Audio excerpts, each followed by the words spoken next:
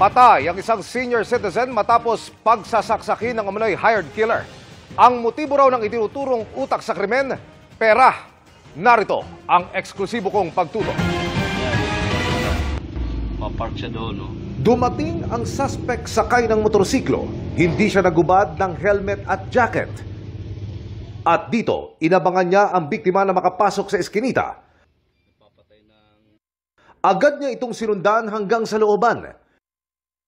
Hindi na makukunan ng CCTV ang mga susunod na tagpo pero ang biktima maririnig na humihiyaw.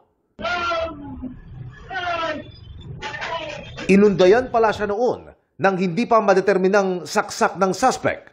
Sa dami, patay ang biktimang kinilalang si Antonio Bantilan, 68 anyos. Ang nakita natin yung tama po ng saksak ay patal sa tagiliran at sa harapan po. Pagkatapos, mabilis na tumakas ang suspect mula sa barangay Pinagbuhatan sa Pasig.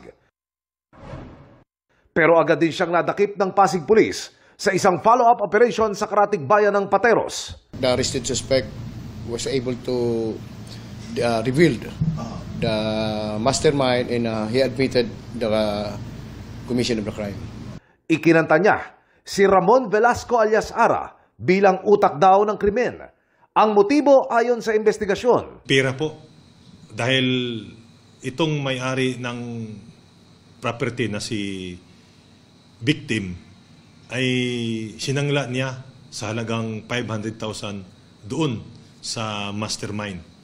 At nung sisingilin na ng mastermind sa ating biktima ang pera, instead na magbayad, ay binigyan pa siya na hanggang January 24 na paalisin na po itong mastermind.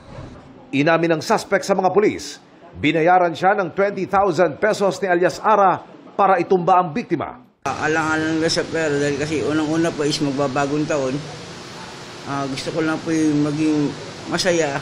Itinanggi ito ng itinuturong mastermind. Wala pa akong kinalaman sa mga pinagsasabi niya sa akin. Sa totoo lang, di ko naman po talaga siya kilala. Pero ayon sa pulisya, mukhang malabo na hindi magkakilala ang pumatay at ang itinuturong mastermind. Dahil sa kuha ng CCTV na ito bago maganap ang krimen, makikita pa si Lialde na nakikipag-usap kay Velasco. Paniwala ng pulisya, ito raw ay ang pagpaplano kung paano isasagawa ang krimen. Ito palang biktima, Sir Emil, tuwing gabi ay nagsisira to ng water meter. So doon nabuo ang plano na doon nila saksakin yung biktima. Humingi po ng kapatawaran po sa mga kamag-anak ko na biktima ko po. Para sa GMA Integrated News, Emil Sumangil, nakatutok 24 oras.